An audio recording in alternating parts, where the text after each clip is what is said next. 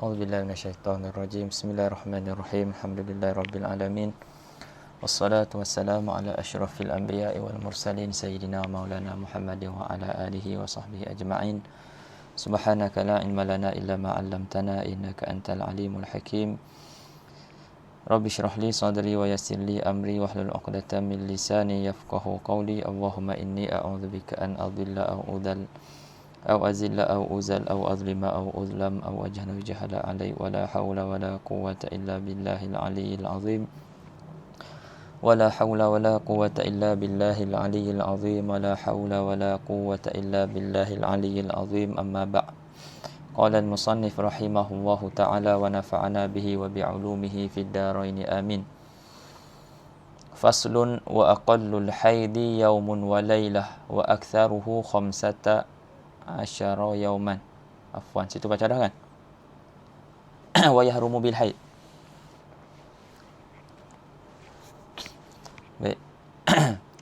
Qala wa yahrumu bil haidi wal janabati as-salatu wat tawafu wa massul mushafi wa hamluhu wal lubthu fil masjidi wa qira'atul qur'ani bi qasdil qira'ah wa yahrumu 'ala al haidi wahdaha as-sawmu وعبور المسجد إن خافت تلويثه بالدم والاستمتاع بما بين السرة والركبة والجماع في الحيض من الكبائر ويجب عليها قضاء صوم رمضان دون الصلاة وإذا انقطع الدم حل لها الصوم قبل الغسل ويحرم بالنفاس ما يحرم بالحيض والنفاس هو الدم الخارج بعد الولادة. Baik.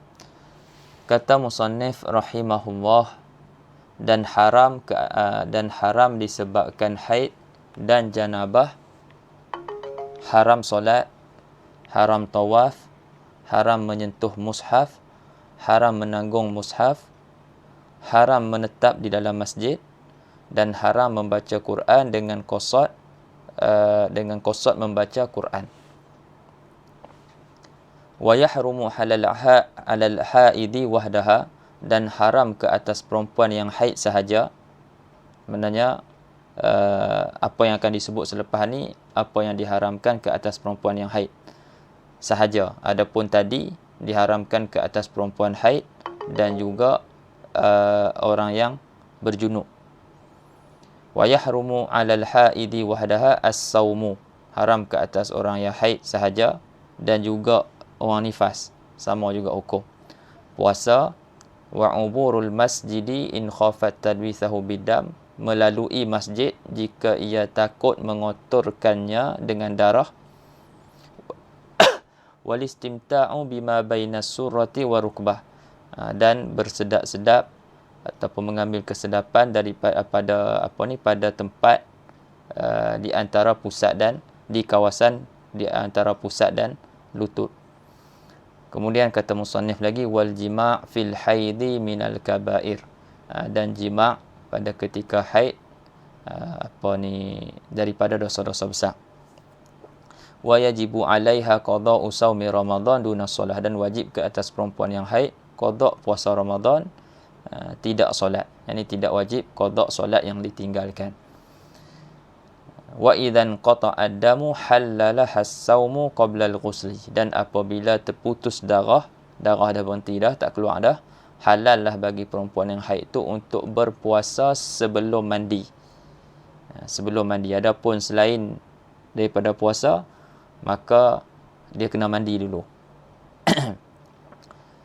Secara tafsirnya kita akan sebut nanti. Wa yahrumu bin nifas ma yahrumu bil haid, dan haram dengan sebab nifas apa yang diharamkan dengan sebab haid, dan disebutkan selepas itu takrif nifas. Baik, jadi dalam baki kalam musannif rahimahullah di sini nak sebut perkara-perkara yang diharamkan ke atas perempuan haid dan juga perempuan nifas, dan juga ke atas orang yang berjunub. Jadi dia sekalikanlah perkara-perkara yang diharamkan ke atas perempuan haid dan berjunub, dia sekalikan, dia sebut sekali. Dia ada dua tariqah lah. Sebahagian ulama' dia tak sebut sekali, dia asing-asingkan. Diasing-asingkan. Maknanya perkara-perkara yang diharamkan ke atas orang yang berjunub diletakkan pada bab ghusl, bab mandi. Kan? Yang diharamkan ke atas orang haid dalam bab haid. Jadi ada kitab dia bahagikan, dan ada sebahagian pengarang dia sekalikan. Dia sekalikan terus perkara-perkara yang diharamkan orang yang tidak ada yang berhadas kecil, berjunub, dan juga perkara yang diharamkan ke atas orang yang haid dan nifas. Sana azan. Wah,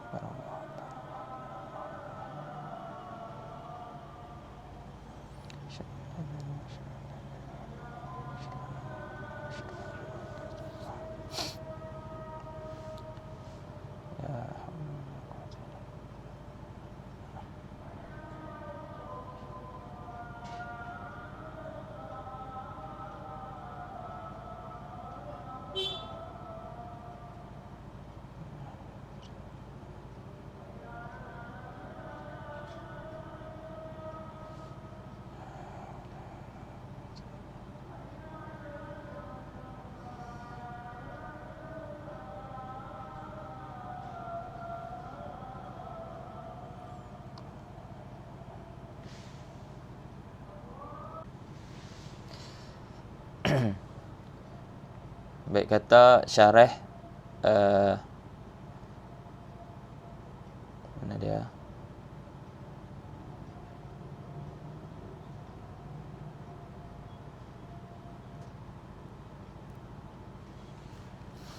Wa yahrumu bil haidi wal janabati as-salatu wat tawafu wa massul mushafi wa hamluhu katafsilil mutaqaddim fima yahrumu bil hadathil asghar.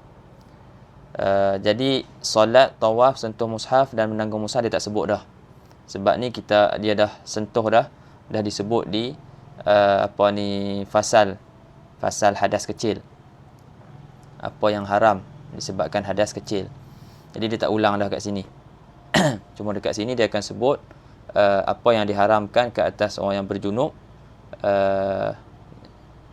Empat tu lah diharamkan ke atas orang yang berjunub. 4 perkara yang diharamkan ke atas orang yang berhadas kecil.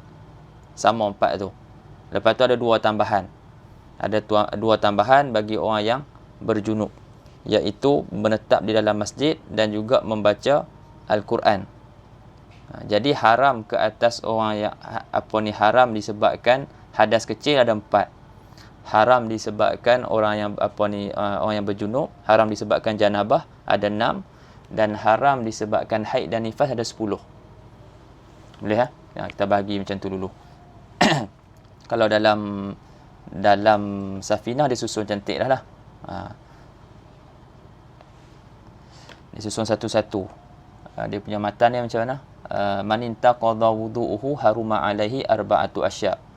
Siapa yang batal dia punya wuduk dia, haram ke atasnya 4 perkara. As-salatu wa tawafu wa massul mushafi wa hamluhu. Itu 4 perkara yang haram disebabkan jika tidak ada wuduk, diharamkan 4 perkara ni. Wa yahrumu 'alal junubi sittatu asya', dan haram ke atas orang yang berjunub 6 perkara. As-salah wa tawaf wa massul mushafi wa hamluhu. 4 perkara yang samalah dengan perkara yang diharamkan disebabkan hadas kecil. Lepas tu ada tambah walubsu fil masjidi wa qiraatul Quran. Menetap di masjid dan membaca Quran. Lepas tu disebut pula wa yahrumu bil haidi asyaratu asya', dan diharamkan ke atas perempuan disebabkan haid 10 perkara. 6 perkara yang disebut pada masalah janabah tu, dan 4 perkara tambahan, iaitu as-saum wat talaq wal murul fil masjid in khafat talwisahu, dan juga al-istimta' bima baina surah wa rukbah. Sebab tu ada ulama membagikan hadas ni kepada 3. Hadas kecil, hadas pertengahan, dan juga hadas besar. Kerana melihat kepada perkara-perkara yang diharamkan tu, kita bagikan kepada 3. Ada yang diharamkan 4 perkara, ada yang diharamkan 6, ada diharamkan 10. Sebab hadas kecil diharamkan 4 perkara. Sebab janabah 6 dan sebab haid nifas 10. Jadi dibahagikan hadas tu kepada 3. Baik, 4 tu kita tak sentuh dah. Kita baca mana yang disebut sahaja.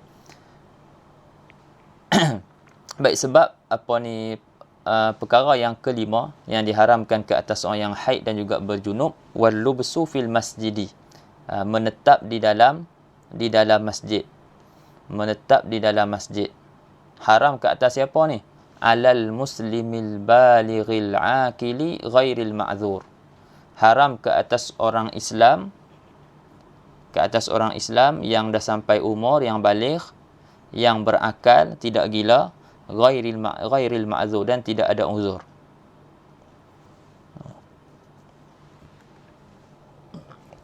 Maka tafriq daripada situ, apa yang disebutkan, fala yahrumul lubsu 'alal kafiri, maka tidak haram menetap di dalam masjid ke atas orang kafir. Tak haram. Orang kafir boleh masuk masjid, tapi ada syarat lah, dengan izin. Lepas tu ada hajat. Was-sabi, dan tidak haram ke atas budak-budak. Wal majnun, dan tidak haram juga ke atas orang gila. Wal ma'zur, dan orang yang ada uzur. Ada uzur ni macam mana? Ka'an ughliqa alaihi babul masjidi walam yumkinhul khuruj. Seperti dikunci ke atasnya pintu masjid. Contohlah, dia duduk dalam masjid, dia tidur. Lepas tu orang tak sedar kata ada orang tengah tidur, dia kunci pintu masjid.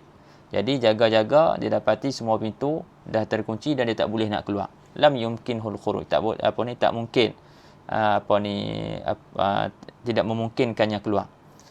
Au khafa min zalimin wa nahwihi indal khuruj minhu, ataupun dia boleh keluar tapi dia takut daripada orang zalim yang ada di luar masjid tu, ataupun ada binatang buah ke, wa nahwihi, dan seumpamanya, ketika keluar daripada masjid. Maksudnya dia keluar daripada masjid itu akan membawa mudarat kepada dia. Ada binatang buah kan, ada singa ke, kat luar masjid, tak tahu terlepas main mana.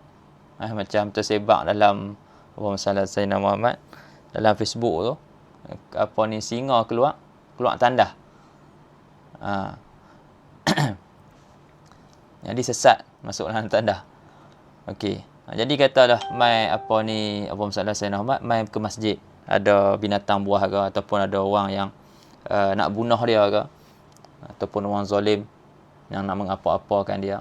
Jadi tidak, waktu tu Allahumma Sayyidina Muhammad, itu dikira sebagai ma'zur. Waktu tu dia ma'zur.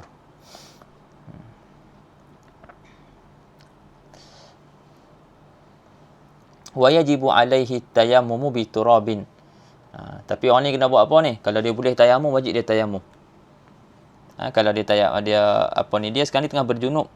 Dia tengah berjunub. Jadi dia duduk dalam masjid. Nak mandi tak boleh lah. Jadi waktu tu kalau dia boleh tayamum, ada debu tanah, wajib dia tayamum. Kalau tak ada, nak buat macam mana? Wa yajibu alaihi tayammum, dan wajib ke atasnya tayammum dengan tanah, dengan debu tanah yang lam yadkhul fi waqfil masjid, yang tidak termasuk di dalam wakaf masjid. Jadi kalau debu tanah yang ada tu, debu tanah yang dah termasuk dalam wakaf masjid, yang tu tak boleh kita guna untuk tayammum.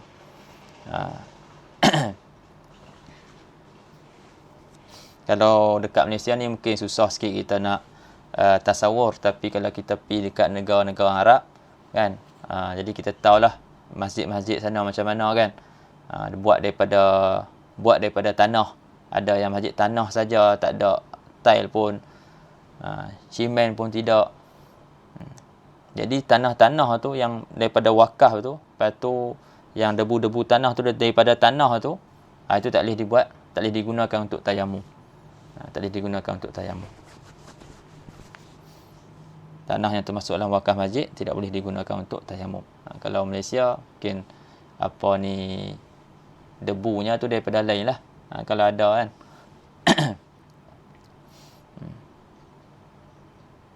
Bukan daripada wakaf masjid tu. Baik. Kemudian yang keenam, wa qiraatul Quran bi qasdil qiraah, dan membaca Al-Quran dengan qasad membaca Al-Quran. Wahdaha aw ma'a ghairiha. Sama ada dia baca Quran tu dengan qasad dia baca Quran sahaja, ataupun dia qasad baca Quran dan juga zikir. Contoh, dia qasad baca Quran dan juga zikir. Tak boleh. Sebab tu orang yang berjunub contohlah dia mandi, dia bukan mandi dalam tandah yang dia mandi dalam tempat mandi. Tempat mandi yang khusus untuk mandi lah, bukannya campur sekali. Tempat kencing berak tu. Jadi dia baca bismillah lah dalam tu, dia nak mandi junub. Dia berjunub ni, ataupun dia dalam keadaan haid ataupun nifas, dah berhenti dah, dia nak mandi. Jadi dia pun baca bismillah. Nak baca bismillah tu pun dia qasadkan zikir. Bukannya dia qasadkan bismillah tu satu ayat daripada ayat-ayat Quran. Jadi kalau dia qasad ayat kat situ, haram hukum dia. Ataupun dia qasadkan zikir dan juga Quran, pun haram juga. Tapi kalau qasadkan zikir saja, tak apa. Jadi haram dia qasadkan Quran, baca Quran saja, ataupun ma'a ghairiha. Fa in lam yaqsid al-qira'ata, maka jika ia tidak qasadkan qiraah, bi an qasada mawa'izahu, dengan bahawasanya dia qasadkan mau'izah, nasihat yang ada yang sebut dalam Quran. Dia nak sebutkan. Tapi dia tak qasadkan Al-Quran. Dia nak sebutkan nasihat-nasihat yang ada dalam tu, jadi dia bacakan ayat-ayat yang ada berbentuk nasihat, dan dia tak qasadkan al-qiraah, tak apa. Au zikrahu, ataupun dia qasadkan zikir Al-Quran. Ada zikir-zikir yang mana ada juga zikir-zikir tersebut ayat dia sama dalam Al-Quran. Contohnya kita naik kenderaan, subhanallazi sakhkhara lana hadza wa ma kunna lahu muqrinin, kan, sampai habis. Jadi itu adalah zikir naik kenderaan, dan zikir itu ada dalam Quran. Jadi waktu kita baca tu, kalau dah berjunub nak pergi kedai, lepas tu kita nak baca subhanallazi sakhkhara lana tu, boleh baca tapi dengan qasadkan zikir. Kalau dia baca dengan qasadkan Quran ataupun qasad Quran dan zikir, haram. Awit tahassun faqat, ataupun dia niat melindung diri. Melindung diri sahaja. Maknanya dia niat zikir sahaja, atau melindung diri sahaja, ataupun mawa'iz sahaja, fala yahrumu, tak haram. Kalau campur niat benda-benda ni yang disebut ni, lepas tu sekali dengan qiraah, itu haram.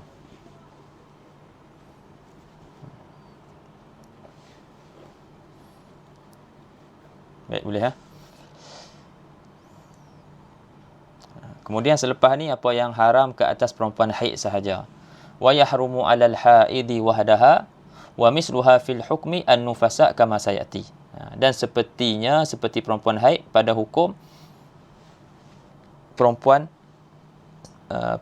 nifas. Seperti mana yang akan datang.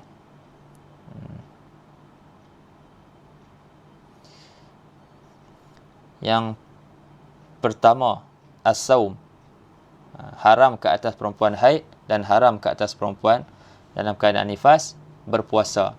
Fardhan kana au naflan. Ini fardhan kana saumu au naflan. Sama ada puasa itu puasa fardu ataupun puasa sunat. Li hadis Abi Sa'id Al-Khudri radhiyallahu ta'ala anhu anna Rasulullah sallallahu alaihi wasallam qala fil mar'ah wa qad su'ila an nuqsani diniha qala alaysa idza hadat lam tusalli wa lam tasum. Hadis Abi Sa'id Al-Khudri dalam Bukhari dan Muslim, bahwasanya Rasulullah sallallahu alaihi wasallam bersabda pada hal orang perempuan ni lah. Dan sedangkan waktu tu Nabi ditanya tentang kurangnya perempuan ni dalam agama dia. Dia ada hadis tu panjang lah. Hadis Nabi nasihat, Nabi bagi tahu, Nabi nasihat dan bagi pesanan kepada orang perempuan time tu. Dan Nabi sebut, yang Nabi diperlihatkan bahwasanya kebanyakan ahli neraka tu perempuan, Lepas tu maknanya hadis tu lah, sambungan daripada hadis tu. Lepas tu Nabi sallallahu alaihi wasallam sebut perempuan ni kurang di segi akal dan juga agama dia. Lepas tu ada seorang sahabiah tanya, kenapa? Jadi Nabi jawab satu-satu, dan kurang di segi kurang pada agama tu.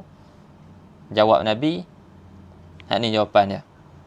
Nabi kata, alaisa idza hadat, bukankah orang perempuan tu apabila dia haid, dia tidak solat dan dia tidak puasa. Jadi perempuan ketika haid dan juga ketika nifas, samalah hukum dia. Dia tidak bersolat dan juga tidak puasa. Maknanya itu ada kekurangan dari sudut tu lah. Bukan bermakna kurang semua sudut. Tak. Sebab dia amrun nisbi. Benda ni amrun nisbi. Okey.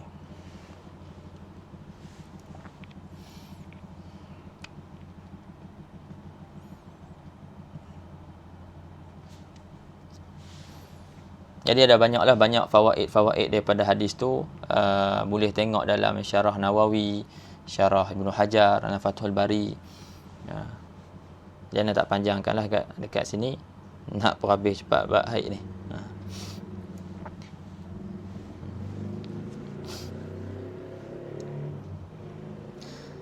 Baik, famata nawat al-haidu as-sawma haruma 'alaiha. Amma idza lam tanwihi wa mana'at nafsaha min at-ta'am fala yahrumu 'alaiha li'annahu la yusamma sauman. Baik, perempuan ni kalau dia nak puasa juga boleh ke? Kalau dia nak puasa juga. Kalau dia puasa juga haram. Kalau dia tahan diri dia dan dia niat, haram. Famata nawat al-haidu as-sawma, maka apabila orang yang haid niat puasa, haram ke atasnya. Amma idza lam tanwihi, adapun apabila ia tidak niatkannya, dia tak niatkan puasa, wa ma'na'at nafsaha min at-ta'am wa syarab, dan dia tegah diri dia daripada makan dan minum. Dia memang tak makan tak minum. Contohlah dia jenis orang puasa malam lah. Memang makan malam je, siang tak makan. Tapi dia tak niat. Dia dalam keadaan haid ni, dan dia memang tak makan siang dan dia tak niat pun puasa. Yang ni fala yahrumu 'alaiha, maka tidak haram ke atasnya. Sebab apa tak haram? Li'annahu la yusamma sauman. Kerana ianya tidak dinamakan puasa. Maknanya li'anna man aha nafsaha minat ta'am wa syarab tu tidak dinamakan, tanpa ada niat tu tidak dinamakan puasa. Tegah diri dia daripada makan minum tanpa niat tu tidak dinamakan puasa, sebab tidak ada niat.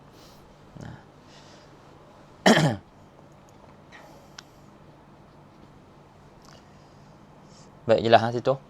Yang kedua, wa uburul masjidi in khafat talwisahu, dan melalui masjid jika ia takut mengotorkan masjid dengan darah. Siyanatan lil masjid, kerana memelihara masjid anil khabath, daripada najis. Fa in aminat talwisahu, maka jika aman ia daripada mengotorkan masjid, kurihalahal uburu, makruh baginya untuk melintasi masjid. Ma lam takun laha hajatun ilaihi, selama mana tidak ada hajat, tidak ada bagi perempuan itu hajat kepada ubur tu.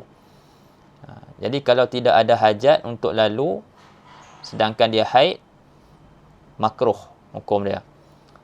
Jadi kalau ada hajat, wa illa dan jika tidak dengan tidak, nafi jadi isbat. Dan jika tidak dengan bahawasanya ada hajat. Tadi tidak ada hajat, ni tak ada hajat tu. Maknanya ada hajat lah. Ambil maksud senang. Wa illa, dan jika tidak dengan makna ada hajat, lam yukrah. Tidak makruh. Lepas tu adakah pengharaman ni hanya untuk orang yang haid saja? Kata syarah, wa mislul haidi fi hurmatil ubur kullu dhi khabathin yukhsha minhu talwisul masjidi. Dan seperti haid pada haramnya melintasi masjid tu, tiap-tiap yang ada kekotoran lah, yang ada najis. Yang ada najis, yang ditakutkan daripadanya mengotorkan masjid. Sebab tu sebahagian sebahagian pengarang dia tak masukkan al-ubur ni, al-ubur fil masjid in khafat talwisahu. Sebab pengharaman ni dia bukan khusus kepada perempuan haid. Faham tak? Bahkan selain daripada perempuan haid pun, jika dia ada najis kepada pakaian dia, ikutlah pada pakaian dia ke, ataupun orang yang kencing dia, orang kata tak lawah kan, dia pula tak pakai apa, jadi takut mengotorkan masjid, haram dia dia lalu. Jadi kita kata bukan khusus kepada perempuan haid sahaja. Yang ketiga, wal istimta'u fi ma baina surah wa rukbah bil wat'i ijma'an. Ambil kesedapan pada kawasan di antara pusat dan lutut dengan wati' ni jima' lah. Secara ijma' haram yang ni. Liqaulihi ta'ala wa yas'alunaka 'anil mahid qul huwa adhan fa'tazilun nisaa fil mahid wa la taqrabuhunna hatta yatahharun fa idza tatahharna fa'tuhunna min haitsu amarakumullah. Jadi orang tanya Nabi lah, sahabat-sahabat tanya Nabi tentang hukum haid. Dan wa yas'alunaka 'anil mahid, mereka bertanyakan kepada kamu wahai pada kamu yakni Rasulullah, anil mahid, yakni tentang hukum haid. Nabi kata apa? Qul, kata apa, Allah Taala kata apa? Qul, katakanlah wahai Muhammad, huwa adzan, haid itu adalah satu perkara yang kotor. Fa'tazilun nisaa fil mahid, maka jauhkanlah perempuan, yakni isteri-isteri kamu, fil mahid, pada ketika haid, pada waktu haid. Wala taqrabuhunna, yakni jangan kamu dekati, dengan mana jangan kamu jima' isteri kamu pada ketika haid. Wala taqrabuhunna hatta yatahurna, dan jangan kamu dekati mereka sehinggalah mereka suci. Fa idza tatahharna, maka apabila mereka telah bersuci, fa'tuhunna min haitsu amarakumullah, maka datangilah mereka daripada tempat atau yang Allah Subhanahu Wa Taala perintahkan.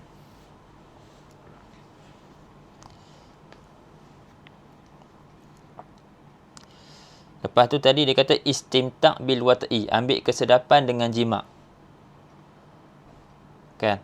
Ambil kesedapan dengan jima'. Lepas tu kalau ambil kesedapan selain jima' pada kawasan tu, kata syarah, wa yahrumu aidan al-istimta' fi ma baina surah wa rukbah bi ghairil wat'i bila ha'ilin. Dan haram juga istimta' pada kawasan tu, antara pusat dan lutut tu, dengan selain daripada jima' tanpa ada ha'il, tanpa kita ada maknanya secara direct lah, itu haram.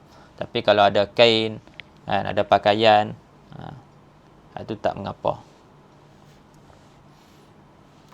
Bila ha'il, bi ghairil wat'i bila ha'il, tanpa ada penghalang. Lepas tu dalam masalah ni, dalam masalah yang kita bincangkan ni, istimta' ni, ada sebahagian kitab dia takbirkan dengan al-mubasyarah. Sini takbirkan dengan al-istimta'. Jadi ada kitab sebut al-mubasyarah fi ma baina surah wa rukbah. Jadi apa beza dua lafaz ni? Beza lafaz takbir dengan al-mubasyarah dan dengan lafaz al-istimta'. Jadi bawah ni dia nak sebut sikit. Kata syarah, wa ta'birul muallif rahimahullah bil istimta' yashmalul lamsa lima baina surati wa rukbah bila ha'il. Takbir muallif rahimahullah dengan istimta' merangkumi sentuh kawasan antara pusat dan lutut tu tanpa ada penghalang apa-apa. Wan nazara, dan merangkumi melihat kepada kawasan tersebut. Wan nazara lima bainahuma, dan merangkumi melihat kepada kawasan di antara pusat dan lutut tu. Fayahrumani, maka haram kedua-duanya sentuh dan lihat itu, bisyarti an yakuna bisyahwah, dengan syarat sentuh dan nazar itu dengan syahwat. Sentuh dan nazar itu dengan syahwat. Sebab bila ada syahwat, baru ada kita kata istimta'. Faham tak? Jadi kalau tidak ada syahwat, fahamnya tidak ada syahwat tak mengapa. Okey. Itu takbir dengan istimta'. Istimta' dia kita makan dua. Maknanya dia merangkumi lams dan juga merangkumi nazar. Haram dua-dua sekali. Maknanya sentuh kawasan antara pusat dan lutut tu tak boleh. Bila hail lah, sentuh tu bila hail. Dan juga dengan syahwat. Dan lihat kawasan tersebut, lihat kawasan antara pusat dan lutut tu pun sama juga dengan syahwat. Haram. Atas takbir istimta' ni. Okey. Kata dia lagi, wa'abbara ghairuhu bil mubasyarah. Dan apa ni, selain daripada muallif mentakbirkan dengan mubasyarah. Wahiyya tu merujuk kepada mubasyarah tu. Wahiyya ni al-mubasyarah tu. Al-mubasyarah ni sentuh kulit ke kulit. Sentuh kulit ke kulit. Faham kan? Wahiyya mukhtassatun bil lamsi bila hail. Jadi bila takbirkan dengan mubasyarah ni, maka ianya khusus ataupun tertentu dengan sentuh sahaja tanpa pelapik bila hail, dengan ketiadaan pelapik. Sawa'un kana bi syahwah am bi ghairiha. Sama ada dengan syahwah ataupun bukan dengan syahwah. Tapi kalau tadi kait dengan syahwah. Kalau dengan istimta' tadi, sentuh kait dengan syahwah. Sebab dia kata istimta'. Jadi kalau tak ada syahwah tu, itu tak ada istimta'. Jadi sentuh dengan syahwah. Sebab tu dia kata fayah rumah ni bisyarti an yakuna bi syahwah. Tapi takbir dengan mubasyarah, lams tu haram juga. Tapi haram kat sini sama ada dengan syahwah ataupun bukan dengan syahwah. Sebab walaupun bukan dengan syahwah, dia tetap ada lams. Tetap ada mubasyarah. Al-lams bila hail lah. Kan? Al-lams bila hail sawa'un kana bi syahwah am bi ghairi syahwah.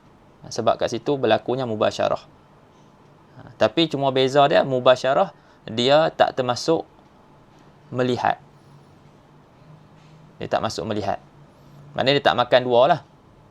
Dia tak makan dia tak merangkumi lams, dia tak merangkumi nazar sekali. Dia hanya khusus pada lams. Tapi walaupun dia khusus pada lams tu dia lebih umum lagi daripada takbir dengan istimta'. Sebab lams dekat sini, yang takbir dengan mubasyarah ni, haram untuk sentuh tanpa pelapik ni sama ada dengan syahwah ataupun bukan dengan syahwah. Adapun kat istimta' tadi haram sentuh dengan syahwat. Adapun kalau sentuh bukan dengan syahwat, tak haram. Nampak beza pada takbir tu.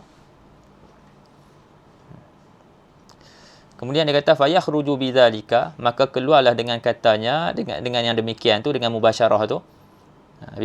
Fayakhruju biqaulihi al-mubasyarah ataupun bi ta'biri ghairihi al-mubasyarah ni an-nazaru walau bi syahwah. Maka terkeluarlah melihat walaupun dengan syahwat. Maksudnya melihat di kawasan antara pusat dan lutut tu walaupun dengan syahwah tidak haram. Fala yahrumu. Sebab apa tak haram? Li'annahu laisa bi mubasyarah. Kerana itu bukan mubasyarah.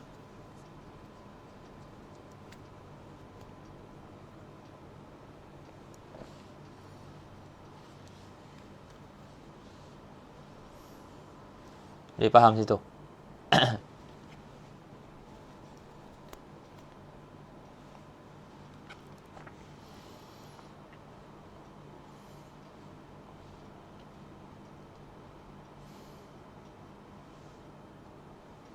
Lepas tu yang muktamad dia mana? Yang anda pernah dengar muktamadnya al-mubasyarah. Wallahu a'lam.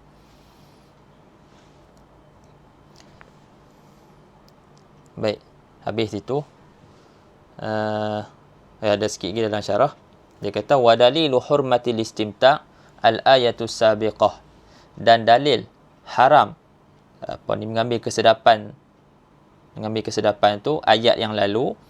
Ayat yang dibacakan tadi wa yas'alunaka 'anil mahid dan wa haditsus sayyidati Aisyah radhiyallahu anha annaha qalat, dan juga hadis Sayyidah Aisyah radhiyallahu ta'ala anha bahwasanya ia berkata, kanat ihdana idza kanat haidan fa arada Rasulullah sallallahu alaihi wasallam an yubashiraha amaraha an tattazira fi fawri haidatiha summa yubashiruha. Qalat wa ayyukum yamliku irbahu kama kana an-nabiyyu sallallahu alaihi wasallam yamliku irbahu.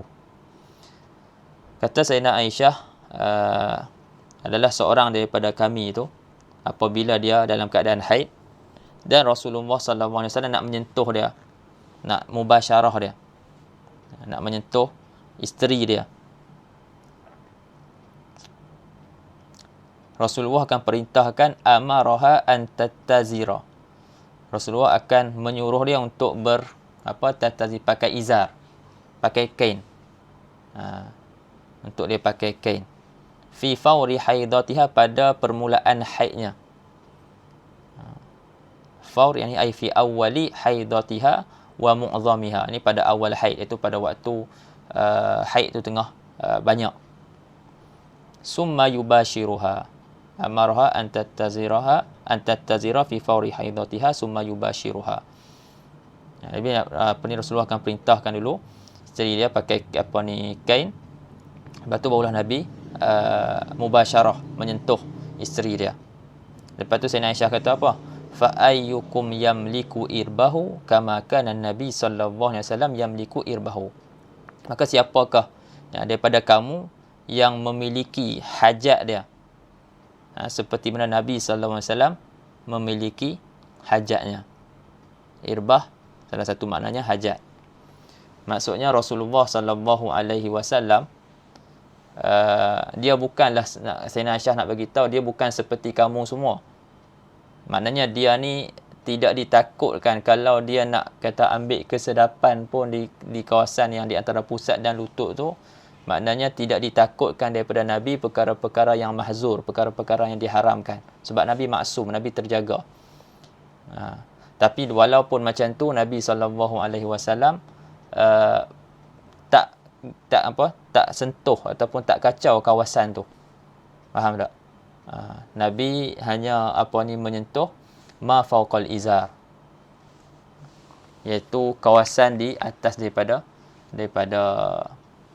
selain daripada pusat dan lutut tu lah. Selain daripada pusat dan lutut. Itu yang dimaksudkan ma fawqal izar.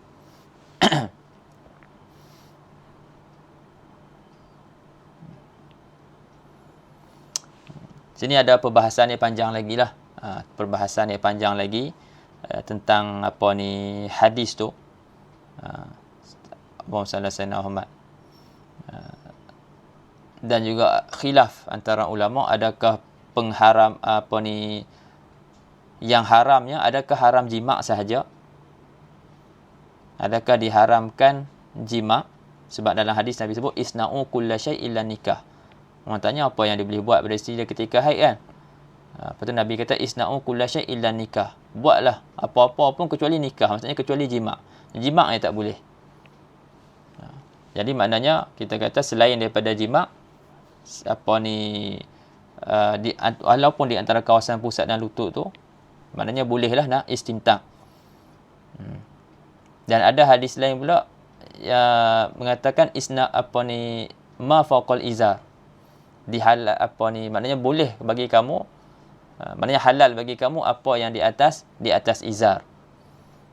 Jadi izar ni kebiasaannya diletak di atas pusat lah. Ghalibnya atas pusat. Di atas pusat, lepas tu sampai ke kita kata lebih lutut. Jadi ulama faham situlah. Kan, maknanya kawasan antara pusat dan lutut tu, itu adalah kawasan yang ditegah. Jadi ada banyak panjang dia punya perbahasan dia. Dia berkait juga dengan usul dengan usul fiqh. Kalau anda ada pernah sentuh dulu, kita tak silap kat Sudan. Jadi pokoknya dalam khulasahnya dalam mazhab kita Syafi'i. Dalam mazhab kita Syafi'i haram istimta' tu bukan istimta' dengan jima' sahaja. Walaupun bukan dengan jima' sekalipun di antara pusat dan lutut. Dan ada sebahagian ulama berpendapat yang haram hanyalah jima' sahaja. Selain daripada tu tak haram. Dan ada juga yang tafsir, kalau dia boleh tahan diri dia, kalau dia boleh tahan diri dia, tak haram. Kalau dia tak boleh tahan, haram. Ada juga yang tafsir macam tu. Wallahu a'lam. Kemudian kata musannif rahimahullah, kata syarih hafizahullah, wa minal muharramati bil haidi aidan at-talaqu 'ala zawj. Dan daripada perkara-perkara yang diharamkan dengan sebab haid juga, itu talak. Itu talak atas suami. Suami haram mentalakkan isteri dia ketika mana isteri dia haid. Jadi at-talaqu 'ala zawj in kanat az-zawjatu mawtu'atan. Jika isteri itu telah dijima'. Jika isteri telah dijima' walam tabzul lahu fi muqabalatihi malan.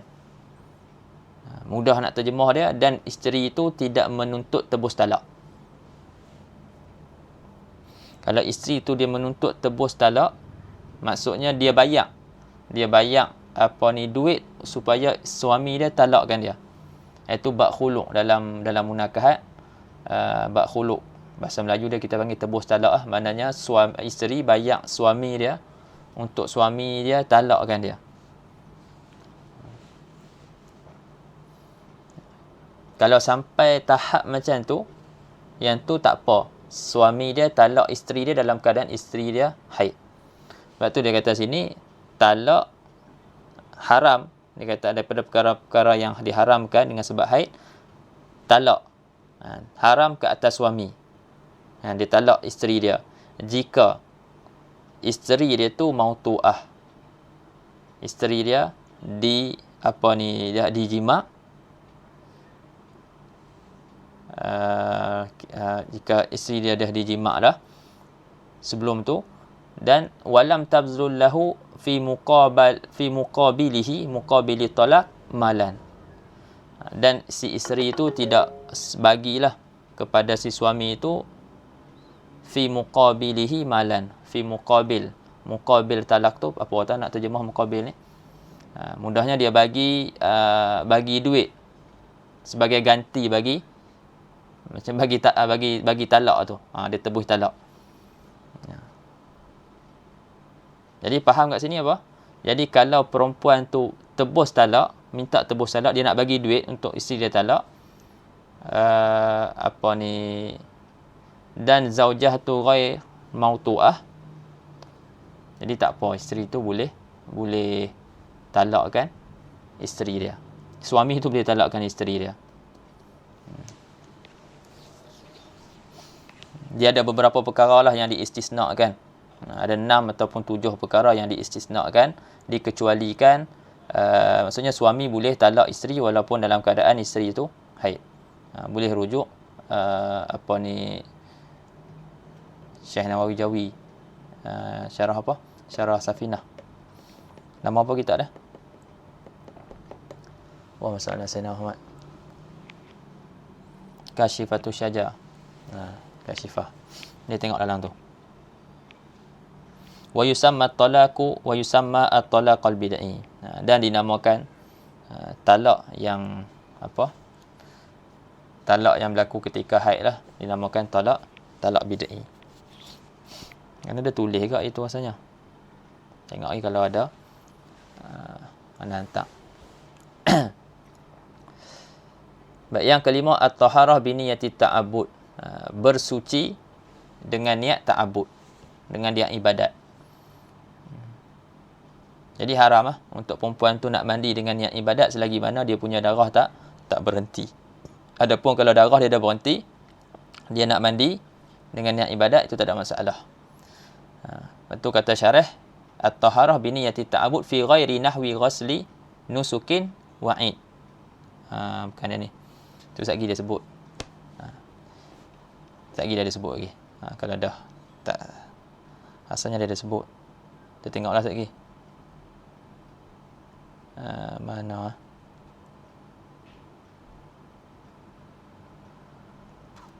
Ada disebut bawah lagi. Faizan qata' ad-dam tu. Jadi bila dia dah suci, itu bolehlah dia nak mandi, lepas tu dia nak niat mandi wajib. Sebab dah berhenti dah. Tapi kalau sebelum berhenti dia tak boleh nak mandi dengan niat tu. Kecuali pada mandi-mandi yang dikecualikan. Disebut sini fi ghairi nawi ghusli nusukin wa'idin. Pada selain umpama mandi nusuk. Dalam bab haji ada mandi-mandi. Banyaklah mandi-mandi yang disunatkan. Lepas tu wa'idin dan juga mandi hari raya. Itu boleh orang perempuan dia nak mandi dan juga dia niat. Dia mandi dan dia niat mandi hari raya. Itu yang dikecualikan. Baik, habis dah. Kemudian kata sambung kalam musannaf rahimahullah, qala wal jima'u fil haidi minal kabair. Dan jima' pada ketika haid itu daripada dosa-dosa besar. Yafsuku bihi murtakibuhu wa yakfuru bihi mustahilluhu. Liqaulihi ta'ala wala taqrabuhunna hatta yatahurun. Fasik dengan sebabnya orang yang melakukannya, dan kufur dengan sebab dia juga orang yang menghalalkannya. Kalau dia buat, dia fasik, tapi kalau dia menghalalkan benda tu, dia kafir. Dia tahu dah kata tak boleh, benda tu haram, dan dia tapi dia halalkan benda tu. Tapi kalau dia kata haram dan dia buat, dia tahu kata haram, itu dia tak kafir lah, itu jadi fasik sebab dia buat dosa besar. Liqaulihi ta'ala wala taqrabuhunna hatta yatahurna. Wa yajibu 'alaiha ay al-haid, dan wajib ke atasnya, yakni ke atas perempuan haid, qada'u shaumi Ramadan duna solah. Dia wajib qada' puasa Ramadan, tidak wajib qada' solat.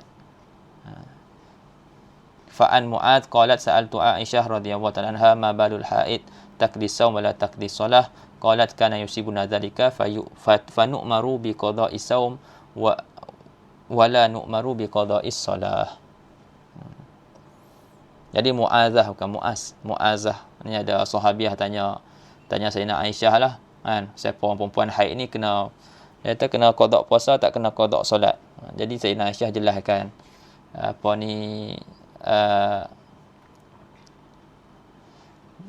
kami disuruh, diperintahkan untuk qada' puasa sahaja, dan kami tidak dituntut untuk qada' solat. Itu secara ringkaslah hadis tu. Wa yahrumu 'alaiha ma adami sihah qada'us solah allati kanat fi ayyamil haid inda Ibn Hajar wa dhahaba al-khatib ila karahatihi ma adamin iqadis solah wa dhahaba Ramli ila karahati ma'an iqadiha. Ni antara yang dibahaskan oleh ulama lah. Boleh ke perempuan yang haid tadi tu nak qada' solat dia, solat yang ditinggalkan pada ketika haid? Jangan kita pelik pula, dah tak orang dah bagi cuti, kan, nak solat pula. Sebab dia orang tak sama. Ada orang ni dia seronok solat, dia seronok solat, dia jadi dapat kesedapan. Jadi bila dah haid tu, jadi tak boleh nak solat. Lepas habis haid tu, dia nak qada' pula solat tu. Jadi macam mana boleh tak dia nak qada' solat yang ditinggalkan tu? Kata Ibn Hajar, haram serta tidak sah. Wa yahrumu 'alaiha 'alal haid ma'adami sihah qada'us solah allati kanat fi ayyamil haid inda Ibn Hajar. Khatib kata makruh. Wa dhahaba al-khatib ila karahati ma'adami iqadis solah. Makruh dan solat tu tak jadi. Romli kata makruh tapi solat tu jadi. Khilaf tiga lah sini. Maknanya satu kata haram, satu kata makruh. Yang makruh tu pecah dua. Satu kata solat tu jadi, satu kata solat tu tak jadi. Bawah tu nombor 2, qala Syekh Ali Asy-Syabra-Malisi wal qiyas anha la tusabu ala salatiha hadhihi li anha manhiyatun anha li dhatiha wal manhi anhu la thawaba fihi.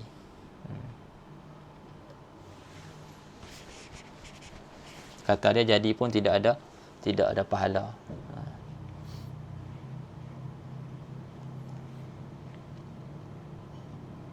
Kemudian kata musannif lagi, wa idzan qata'ad damu halal has-saumu qabla al-ghusli, dan apabila terputus darah halal lah baginya, bagi perempuan haid itu puasa qabla al-ghusli, sebelum mandi.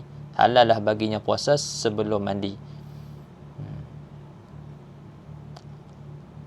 Au qabla tayammumi bi syurutihil mutaqaddimah, ataupun sebelum tayamum dengan syarat-syarat yang telah lalu.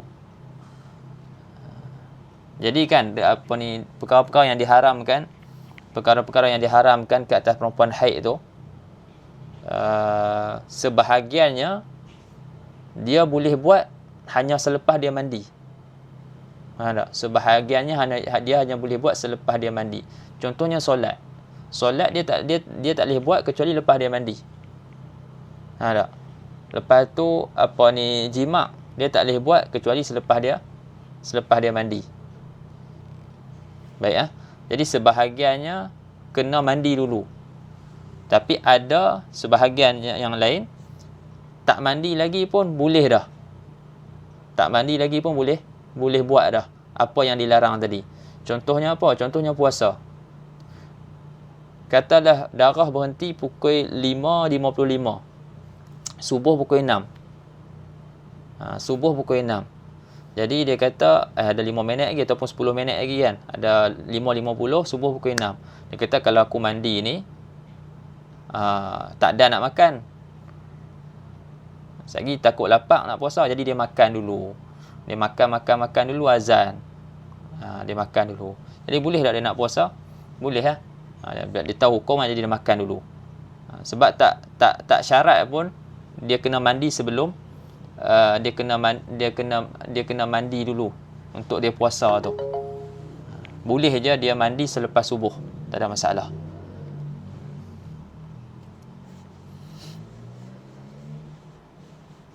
Jadi halal baginya puasa sebelum mandi ataupun sebelum tayamum. Kalau ayak tak ada kan, ganti kepada mandi itu tayamum lah.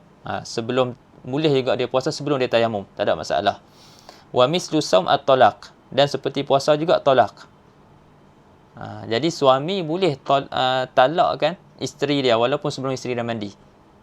Memang dah geram lama dah, katalah kan, gaduh lepas tu bini pun lepas kering tu terus pergi jumpa suami dia. Saya dah ni dah tak mandi lagi, nak suruh talak kan. Contoh. Jadi tak syarat isteri tu mandi dulu sebelum suami tu talak dia.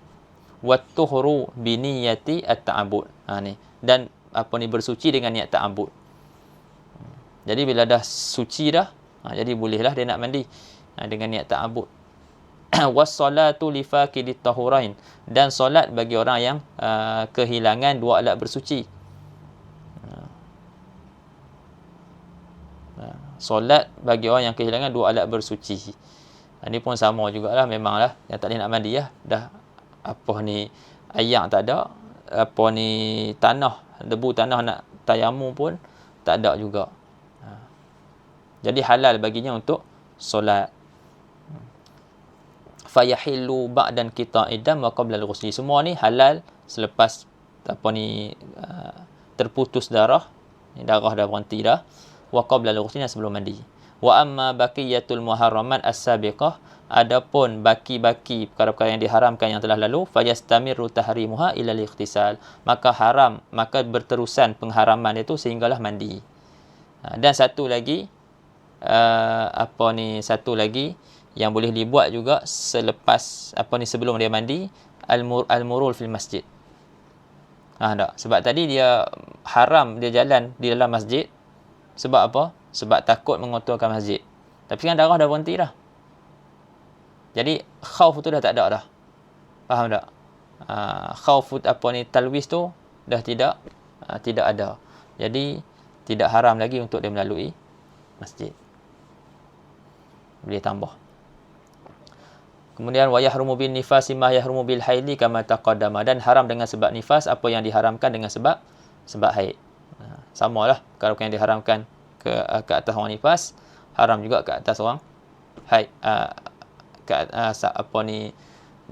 Apa yang diharamkan disebabkan haid, haram juga, perkara yang sama juga diharamkan dengan sebab disebabkan nifas. Okey, kemudian ada sikit lagi dia nak terangkan apa itu nifas. Qala al-musannif rahimahullah, wan nifasu huwa damul khariju ba'dal wiladah. Dan nifas itu adalah darah yang keluar selepas beranak. Ini makna pada syarak. Wan nifasu syar'an huwa damul khariju ba'dal wiladah. Ai tafsir dia ba'da faraghir rahim minal hamli jami'ihi. Maksud daripada ba'dal wiladah tu iaitu selepas kosongnya rahim daripada kandungan kesemuanya. Maknanya semua peranakan yang ada dalam perut tu semua dah keluar. Semua dah keluar. Maknanya kalaulah dia beranak kembar, satu dah keluar, satu belum keluar, lepas tu ada darah keluar di antara anak yang pertama dengan anak yang kedua tu, anak kembar tadi tu kan, darah tu tidak dikira sebagai darah nifas. Sebab apa? Sebab syarat darah nifas, darah yang keluar selepas kosong rahim daripada kandungan. Jadi kandungan tu masih ada lagi. Faham tak? Jadi tak dikira sebagai darah nifas. Kemudian satu benda yang perlu kita jelas, dia kata darah yang keluar selepas kosong rahim daripada kandungan. Selepas tu berapa lama? Hak tu yang apa dhabit selepas tu. Sebab kalau sehari selepas beranak keluar darah, kita panggil selepas juga. 2 hari keluar darah selepas beranak, kita panggil selepas. 5 hari keluar darah selepas beranak, kita panggil selepas. 15 hari selepas beranak keluar darah, kita panggil selepas juga. 20 hari, 30 hari, setahun pun kita panggil selepas juga. Jadi apakah dhabit? Berapa harikah berapa harikah masa yang mana kalau keluar darah pada waktu tu, pada tempoh tu dikira sebagai darah nifas. Dan bila melangkau ataupun melampaui, melebihi jumlah hari tersebut, darah yang keluar selepas beranak tu tidak dikira lagi sebagai darah nifas. Berapa dhabit dia? Dhabit selepas tu lah. Kita nak tahu ba'da tu. Selepas tu, selepas berapa hari. Wa yushtaratu, dia sebut sini, wa yushtaratu an yakuna nuzulud dami qabla mudiyyi 15 yawman min faraghi rahim minal hamli wa illa kana haidan. Dan disyaratkan turunnya darah tu, iaitu keluar darah lah maksud dia. Keluar darah tu sebelum berlalu 15 hari daripada waktu kosong rahim daripada kandungan tu. Maksudnya hari ini hari 1 hari bulan 1. 1 hari bulan 1 dia beranak kan. 1 hari bulan 1 dia beranak. Kira kosong rahim dia semua tu daripada kandungan 1 bulan 1. Pukul 12 tengah hari. Okey. Jadi 16 hari bulan 1 pukul 12 tengah hari, satu waktu akhir. Jadi antara 1 bulan 1 12 tengah hari sehingga 16 bulan 1 12 tengah hari, antara dua masa tu kalau ada keluar darah, di antara dua masa tu darah tu dikira darah nifas. Faham tak? Dia dalam tempoh 15 hari selepas beranak. Tu secara mudahnya macam itulah. Kalau nak tafsir satu-satu kita akan bagi jam-jam tu. Jadi dalam masa 15 hari selepas beranak, kalau keluar darah, darah tu kita akan hukumkan sebagai darah nifas. Hari pertama selepas beranak keluar darah nifas. Hari kedua darah nifas. Hari kelima darah nifas. Hari ke-10 darah nifas. Hari ke-14 darah nifas. Semua kita akan hukumkan darah nifas. Tapi katalah tak keluar darah langsung. Lepas beranak, dia beranak kering. Tak keluar darah. Belah perut. Tak ada darah yang keluar. Ada daripada faraj dia. Hari ke-10 baru keluar darah. Darah tu darah nifas. Sebab sebelum berlalu 15 hari. Tapi kalau tak keluar darah, hari pertama tak keluar, hari kedua tak keluar, kelima tak keluar, ke-10 tak keluar, ke-15 pun tak keluar, hari ke-17 baru keluar darah. Darah tu bukan darah nifas. Sebab apa bukan darah nifas? Sebab dah lebih 15 hari. Lepas tu darah apa yang keluar tu? Kalau cukup sehari semalam, cukup 24 jam darah yang keluar tu, maka darah tu kita akan hukumkan sebagai darah haid. Kalau tak cukup sehari semalam, darah tu kita akan hukumkan darah istihadah. Wa illa kana haidan, jika tidak, maknanya selepas 15 hari darah tu darah haid. Wa kharaja bima dzukira ad-damul khariju baina at-tawamain falaysa binifas li'annahu laysa ba'da faraghi rahim min jami'il hamli. Ini yang nak sebut tadi, darah yang keluar di antara dua anak kembar tu, itu bukan darah nifas. Sebab tak cukup, tak cukup syarat lah. Tak termasuk dalam takrif. Takrif tu mestilah selepas kosong rahim daripada kandungan. Kemudian disebut wa aqalun nifas lahzatun, sekurang-kurang nifas lahzah, sedetik, satu masa. Setengah kita sebut seperludahan. Keluar pak, berhenti dah. Itulah darah nifas dia, saat tu je. Itu sekurang-kurang nifas.